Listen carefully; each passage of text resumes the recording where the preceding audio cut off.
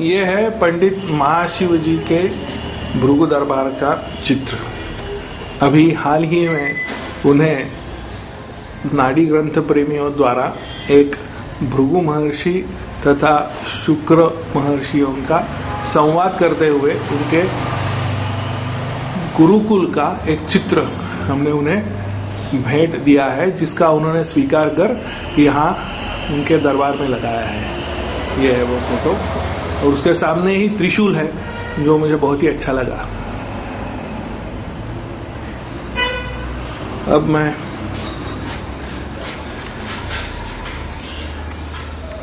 नमस्ते पंडित जी। नमस्ते।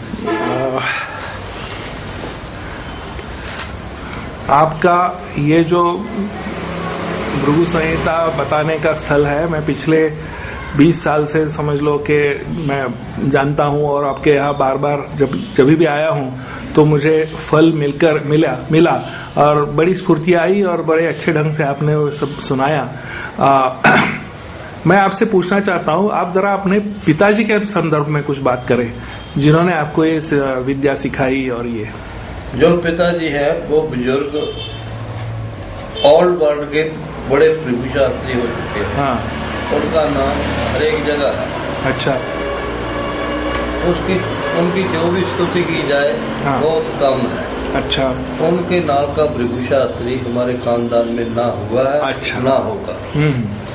हमारे खानदान में एक तुलसीराम, एक नीलकंठ, एक धर्मचंद, एक पंडित वेद प्रकाश भृगुशास्त्री हुए हैं और अच्छा। कोई नहीं हुआ। हाँ। ये आपके पिताजी की आयु की क्या थी जब वो चल बसे? उनकी आयु थी 80-85 वर्ष की। अच्छा। और कौन से साल में वो गुजर गए? ये नहीं मालूम, 10 साल हो गए। 10 साल हो गए, यानी कि 2002 तक थे वो वहां थे।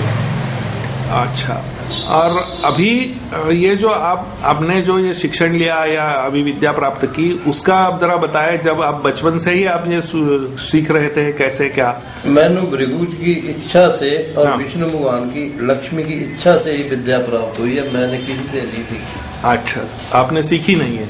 और ये जो भृगु फल आपको पढ़ने के लिए आता है, उसका एक पढ़ने का कोई तरीका है? क्योंकि उसमें से कुछ अक्षर थोड़े अस्पष्ट है, ठीक ढंग से दिखाई नहीं देते, लेकिन आप जब पढ़ते हैं तो ऐसा लगता है कि आपको पूरी सभी जो भी चीजें हैं वो जो आप पढ़ रहे हैं वहां आपको दिखाई दे रही है।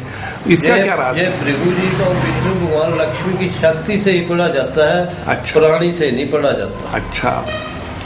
आपने अभी कहा कि 1960 के दशक में आप मुंबई भी आए थे और अपनी मर्जी से इधर उधर घूमते हुए बहुत सारे लोगों को फल भी देने की बात की और फल भी दिया, पैसों की लालच में नहीं, बस जिनकी श्रद्धा हो या जिनको अच्छा लगे और जिनको भृगु महर्षि का आदेश प्राप्त होने की का एक संकेत हो, उनके लिए आपने बहुत अच्छा कार्य किया है। बीच में आपने हेमा मालिनी के बारे में जिक्र किया था, उसका जरा उसकी बात करें ना जरा। हेमा मालिनी गुरदर्शन सिंह डिस्ट्रीब्यूटर जलंधर वाला इतने हुशियारपुर में ले आया था। अच्छा। तरविंदर को भी ले आया था। हाँ। उसको फलादेश सुनाया था, उसकी शादी होगी, लड़का नहीं होगा। हाँ। लड़कियां ही होगी। अरे वाह। उन्होंने कहा फोटो खींचनी है। मैंने कहा रेलवे मंडी फोटो खिंचाओ जाकर। और बतलाओ। अब मैं आपसे थोड़ा सा एक प्रश्न करता हूँ कि जो भी आपके साथ आपसे भृगुफल जानना चाहता है तो उसके लिए आप वो क्या राय देंगे कि जैसे आपसे कैसे संपर्क किया जाए? जैसे कोई एक आदमी मद्रास में है या कलकत्ता में है या मुंबई में है, तो आपसे वो संपर्क करके वो कैसे अपॉइंटमेंट दी जाती है आपके यहाँ से? टेलीफोन द्वारा। अच्छा। जिसका कोई काम ना हो, हाँ। हर पासे से हाथ खड़े हो जाए, हाँ। उसका हाल भृगु संहिता में होता है। जो अच्छा। लाठ ज्योतिष है। अच्छा।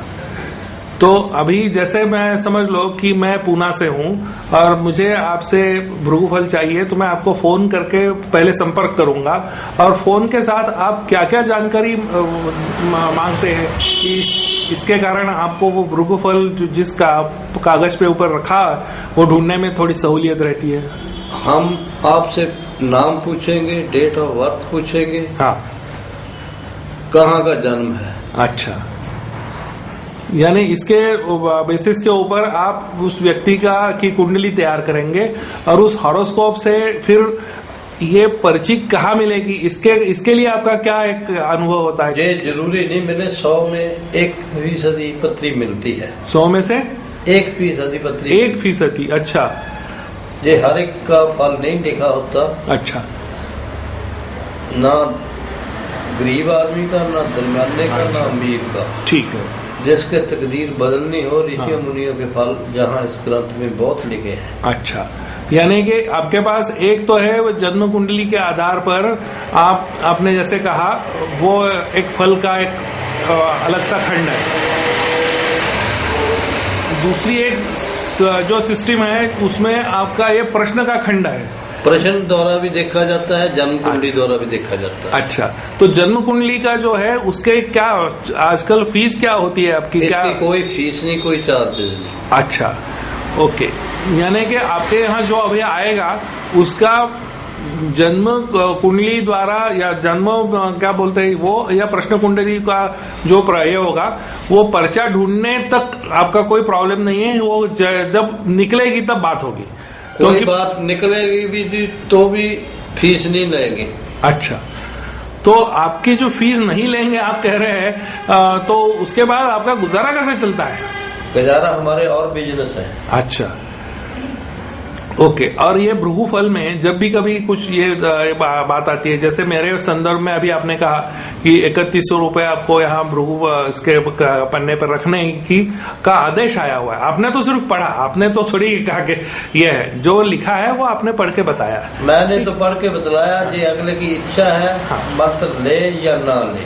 राइट। ये नागे साधुओं के पहे होते हैं, हमारा कोई पहा नहीं होता। अच्छा, यानी जो पढ़ा हुआ है, जो लिखा है वो आप पढ़ लेंगे।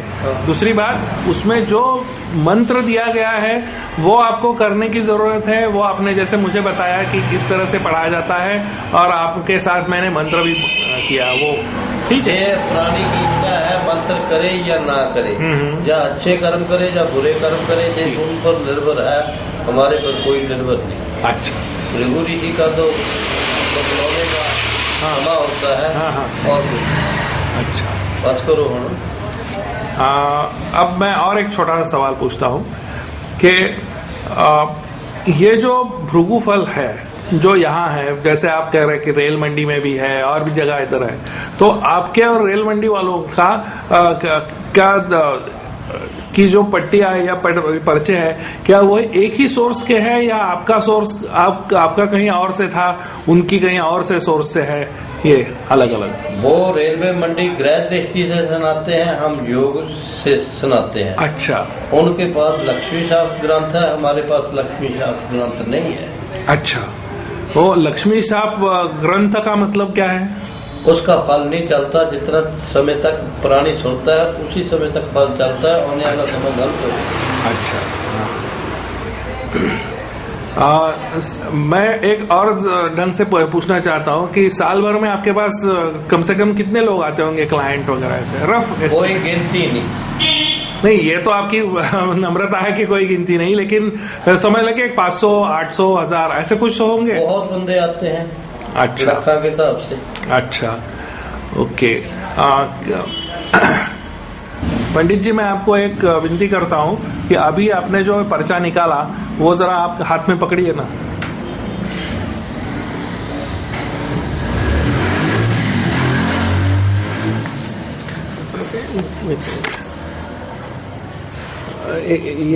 ये जो है ना, ये ऐसे करिए।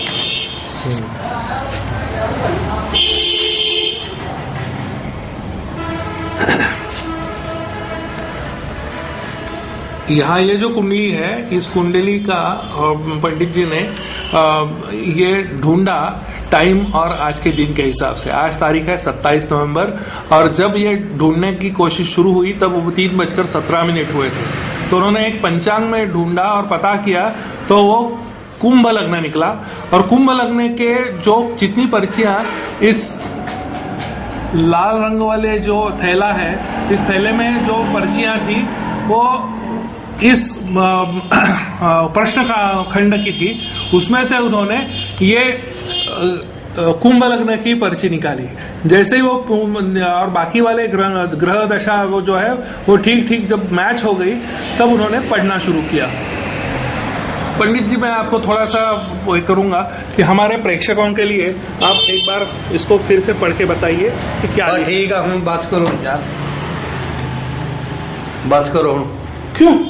तो अभी तो आप ये इतना आप कर रहे हैं, इतना सहयोग दे रहे हैं, तो हमें सिर्फ ये मेरे लिए नहीं है, आपके लिए ये सिर्फ हम जो कर रहे हैं महर्षि का काम आप जो कर रहे हैं उसके लिए मैं कर रहा हूँ। मुझे तो आपने बता ही दिया, मुझे तो कोई ये मैं आया हूँ वो मेरी तसल्ली हो गई, लेकिन हम जो ये लोगों को बताने के लिए कर रहे हैं उन लोगों को भी पता चलेगा कि क्या सिस्टम है। ठीक है, सिस्टम जो आपको पत्र सुना दिया, टेप कर ली, उसमें कर लो जो करना, वो तो चल ही रहा है। वही तो कह रहा हूँ कि इसका और इसका पर्चा जो आपसे मेरी बात हुई है जो वो अलग है, उसका उससे कोई मतलब नहीं, ये आपके और मेरे बीच की है। ये जो हमारी बात चल रही है वो लोगों को पता करने के लिए। बात कर लो, फिर ठहर के कर देगा 5 मिनट। ओके।